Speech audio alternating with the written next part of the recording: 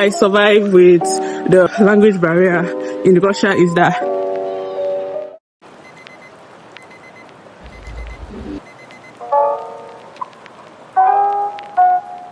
hi guys, welcome back to Omofa's Diaries. If you're new here, I am Omofa, and if you're retired,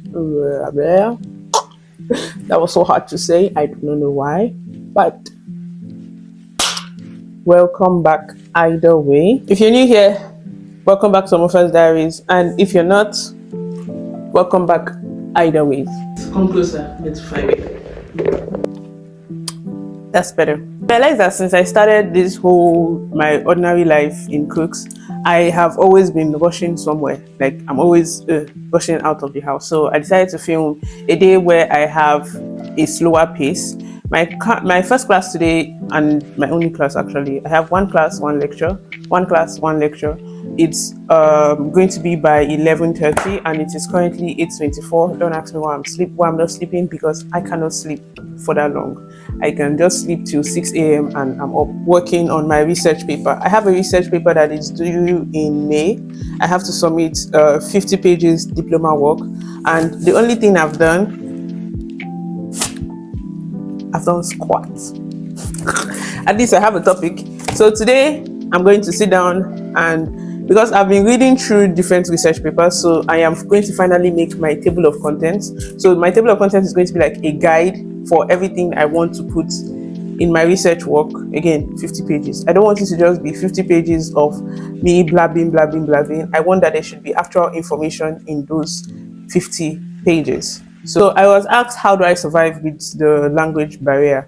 Now, if there is one thing that I've said over and over again, is that I do not know how to speak Russian fluently. I just know enough to go through my day-to-day life. So in this video, based on the title of the video, surviving in Cooks Russia with the language barrier.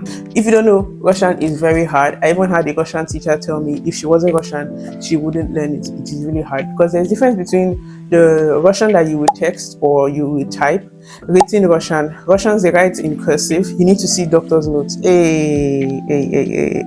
then there's a difference between spoken Russian. So it is I think at some point, I think my second year, I just give up on learning Russian. For people that are new here and maybe you do not know, I am Nigerian, and the main language that is spoken in Nigeria is English. So I am a born English speaker.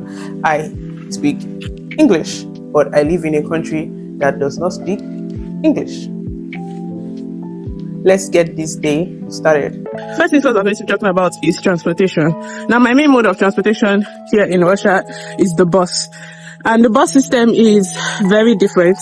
Now, how I survive with the language barrier in Russia is that in Russia, you can go a whole week with having little to no interactions with anybody, because I think everything is an automated system.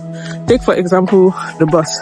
If I know the address of where I'm going to, but I do not know how to get there, there is an app called Yandex Map. All I have to do is to type my current point, my current location, and where I'm going to, and then it shows me the closest bus stop, the buses that I'm supposed to get on, and the stop that I would get on. And when I come down from that stop, it works as Google Map. So it will take me from the bus stop to my location. So we have these things called bus card, where you pay 300 rubles for a month. Compared to what I'll pay without the bus card, it would be like 2,500 rubles that I would be spending on bus every month. So the bus card is connected to my main card. So all I have to do is to tap the card, and it shows that I have paid for the bus card. Don't worry, no, I do not get deducted. So now we're in the last week of February, for example. I have already paid for my subscription for March. You can go as far as paying for 6 months, but I prefer to just pay monthly.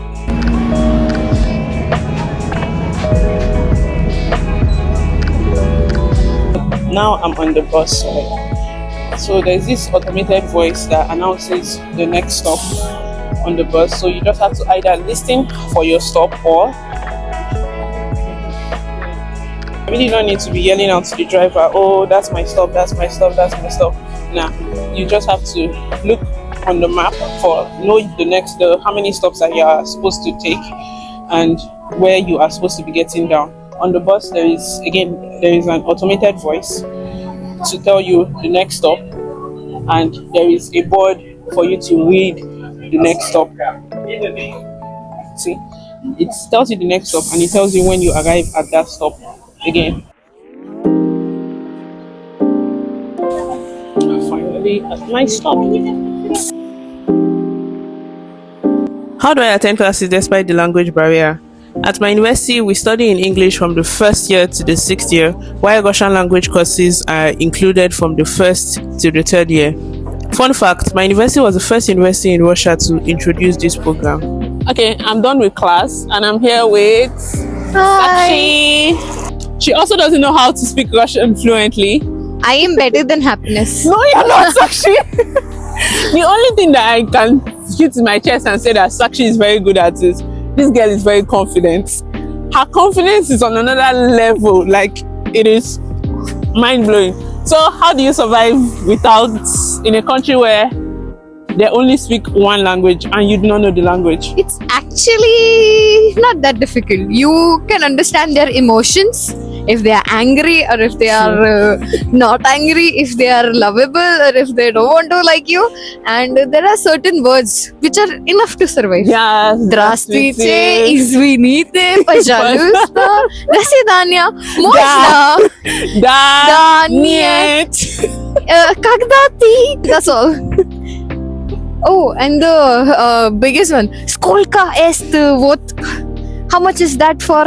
If you have to go and Skolka rubli. That's my favorite one, Skolka eta. Anyway, it is possible to survive without knowing the language. It is. And now I'm going to show you how we go to the grocery store without even having to interact with anybody. This is the perfect. In the apple gully. You know those are not oranges, right? Yeah. I thought the sugar was 349 rubles, or 61. You can choose to go to the counter or self-checkout. And we always use the self-checkout. The first few times I used this, I had to use the Google Translate to just check the words and make sure I am pushing the right buttons. But after a few times, you wouldn't even need to do any of that. And there's also somebody there that is going to help you if you actually need any help.